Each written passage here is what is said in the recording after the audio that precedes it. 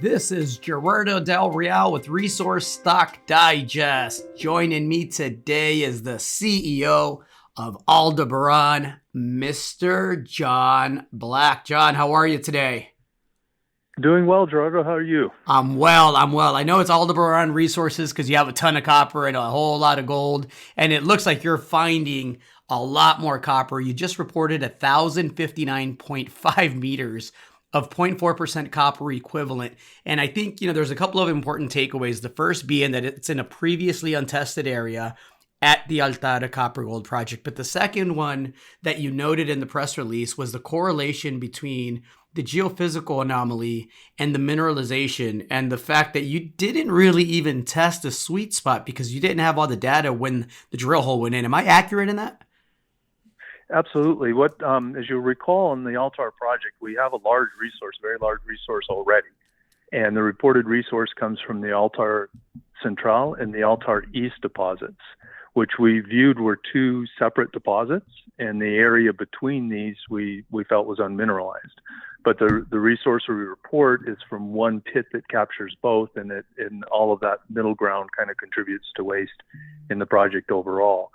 We've recently completed a deep-looking 3D IP resistivity survey. It's new technology that allows us to see more deeply and more accurately within porphyry systems. And this technique has worked very well on some other deposits similar to ours. And we were quite pleased with the results. And it indicated that what we might be looking at is a much larger deposit, and that these two deposits really connect together. We'd already had a hole 221, going through a portion of that anomaly. It's kind of on the edge of the anomaly that would test that and confirm it. So we were happy to see that we were halfway down the hole in the new anomaly that we could see, and that's what's come back. So that entire septum or area between the two known deposits turns out to be mineralized. The interval that we report bulks out to 0.4 over 1,000 meters. On that, within that, there are zones that are better than 0.5 or even better than 0.7 copper equivalent. And what's interesting on this hole is it's almost entirely within the wall rock too. It's not in the porphyry intrusions that cause this mineralization. It's in wall rock, kind of consistent with being on the edge of the anomaly right now. So we're excited and actively laying out the drill program for next year. We've got a very large area to test that the geophysics indicate have a high probability of mineralization. So we're quite confident we'll be finding a lot more mineralization, and good reason to believe that portions of that mineralization will be better grade than what we reported today. So this is kind of a quantum shift in the project for us. A quantum shift is well phrased. I got to believe that your strategic partners that just wrote pretty substantial checks at a premium, I should mention, from the recently oversubscribed and closed financing have to be happy with this quantum shift as you described it. Yeah, and it's important to point out the recent support we received from the investment from South 32, coming in as a strategic investor in the project. That was done based on the work up to date. They weren't aware of the results of these holes when they made their decision. They were making their decision based on the project as we knew it before this. And now this indicates that it's a much bigger project, much bigger deposit than we'd imagined. And when you work on a project like this, there are a couple different approaches. It's nice to find higher grade, but it's also nice to find a lot of volume. And we've been focusing on trying to better visualize and understand the better grade portions of this.